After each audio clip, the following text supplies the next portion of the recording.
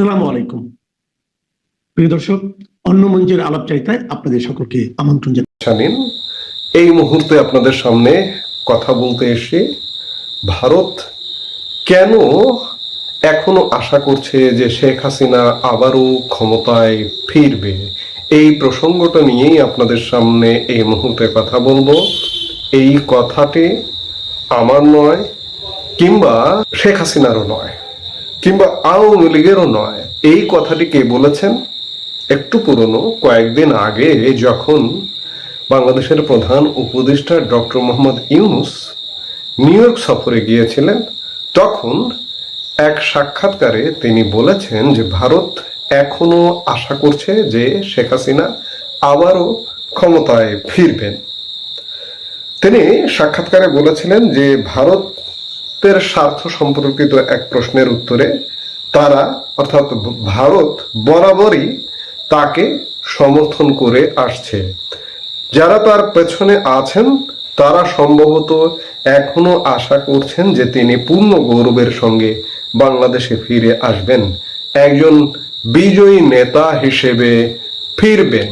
এই কথাটি ডক্টর মোহাম্মদ ইউনূস তার সাক্ষাৎকারে বলেছেন।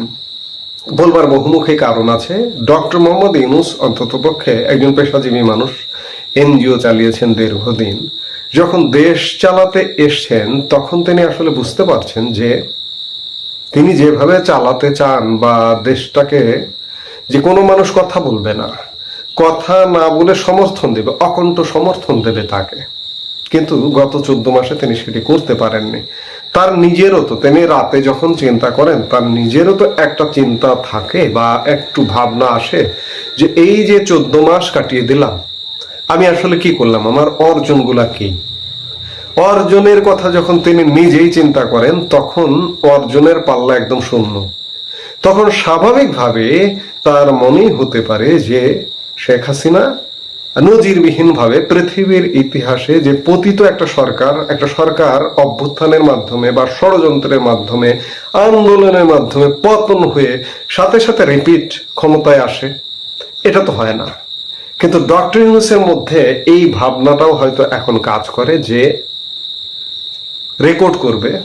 এবং ডক্টর ইউনূস পন্থীদের মধ্যেও এই প্রকাশটা আপনারা বিভিন্ন সময়ে বিভিন্ন মাধ্যমে, সোশ্যাল মিডিয়াগুলো যদি খেয়াল করেন, এখন আমি এই মুহূর্তে আর আলাদা করেন কারণ নাম মেনশন করছি না, যে এইটা অন্ততপক্ষে তারা বুঝতে পারছে যে তারা যে আশা ভরসা নিয়ে এসছিল সেই আশা ভরসার কিচ্ছু বাস্তবায়ন করতে পারেনি, কিংবা মানুষকে স্বপ্ন দেখাতে পারেনি, কিংবা স্বপ্ন দেখিয়ে যে সামনেও যে একটা স্বপ্ন আছে যে সুন্দর একটা জায়গায় নিয়ে যাবে, সংস্কার করবে, এটা করবে, সেটা করবে, 14 মাসে কিচ্ছু নেই।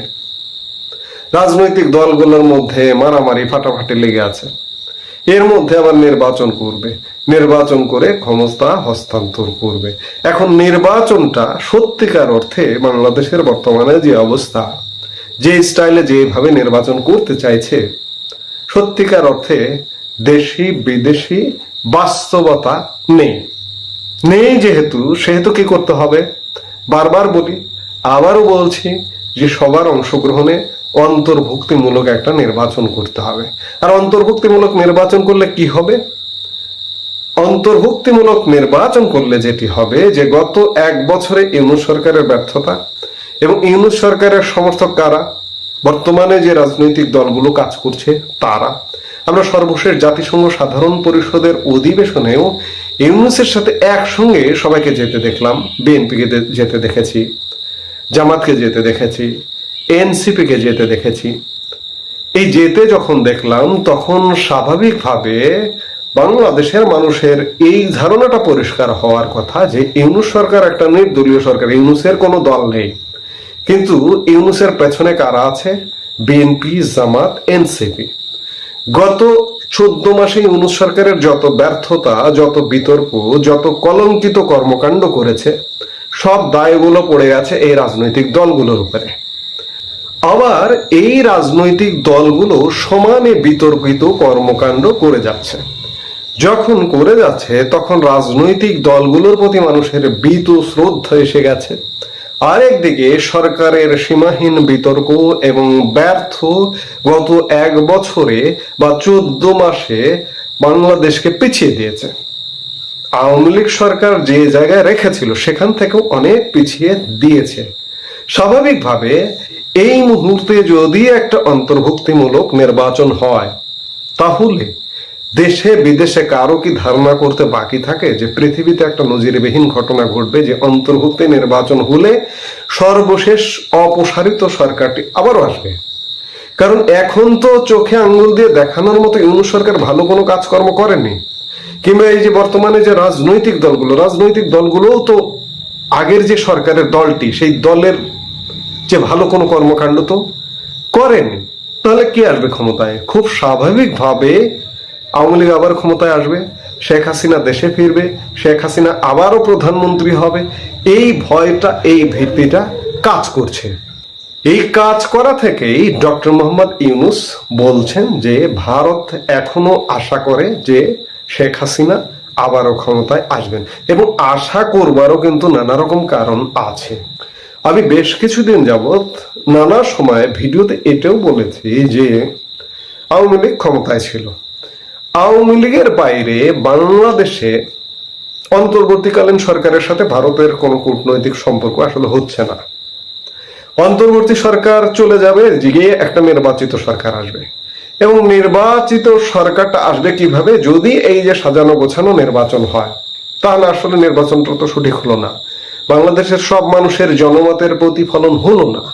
তাহলে সেই সরকারটার সাথে কি ভারতের সম্পর্ক হবে?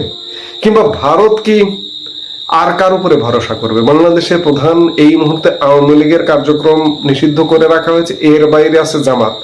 জামাতের সাথে ভারতের কি সম্পর্ক হতে পারে? কোনোভাবে অসম্ভব। বিএনপির সাথে সম্পর্ক হবারও একটা চেষ্টা বা সুযোগ গত বছর সরকার পতনের সাথে সাথে ভারত কিন্তু একটা সুযোগ দিয়েছিল, বিএনপি সেই সুযোগটা নিতে পারেনি। আমি এর আগে এই কথাগুলো বলেছি, আবারও বলছি, হয়তো রিপিট হয়ে যাচ্ছে, তারপরেও এগুলো বারবার মানুষকে স্মরণ করিয়ে দিতে হবে। এই জন্যই বলছি, বিএনপি মহাসচিবের সঙ্গে ভারতীয় হাই কমিশনার প্রণয় ভার্মা গত বছরের সেপ্টেম্বরে দেখা করেছিলেন। কেন দেখা করেছিলেন? ভারত তখন ধরেই নিয়েছিল যে কমপক্ষে একটা টার্ম আওয়ামী লীগের একটা ব্রেক হবে, গ্যাপ হবে, তাহলে আওয়ামী লীগের বিকল্প হিসেবে আমরা কার সাথে কাজ করব? বিএনপির সঙ্গে।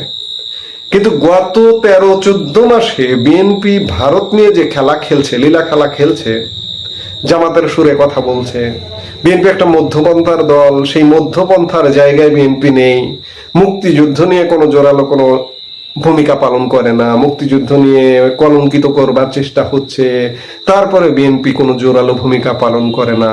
অর্থাৎ সাম্প্রদায়িকতা এবং সাম্প্রদায়িকতার বিষ বাষ্প ছড়ানো হচ্ছে, সেটি নিয়েও বিএনপি খুব জোরালো কথা বলে না।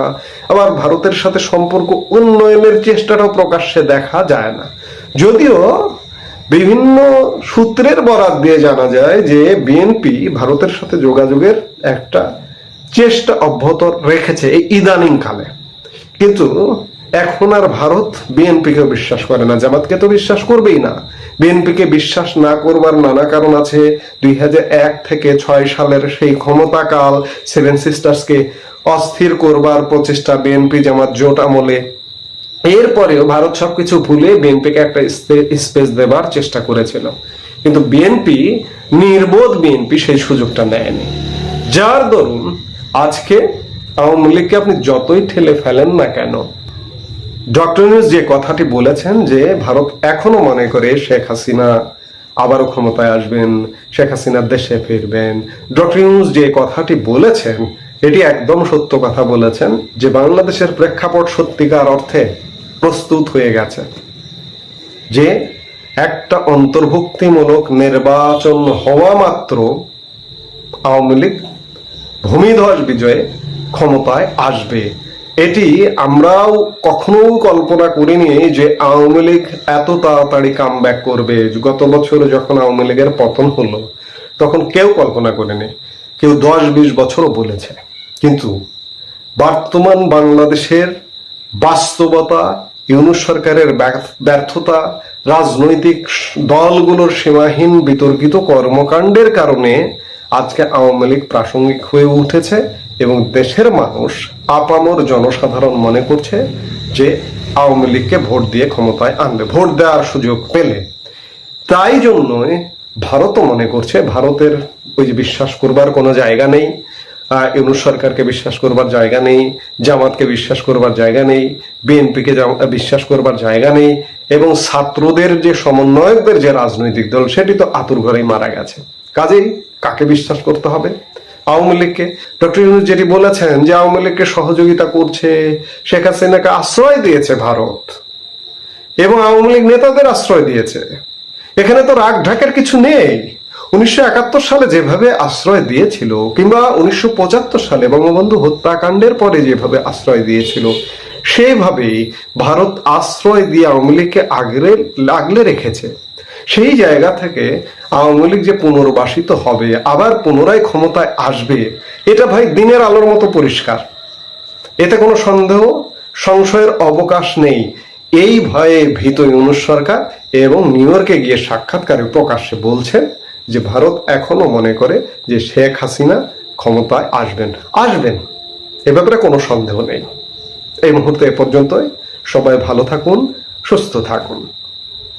আমাদের ভিডিওগুলো নিয়মিত পেতে সাবস্ক্রাইব করুন Sajjad Kadir and the legends YouTube channel এবং লাইক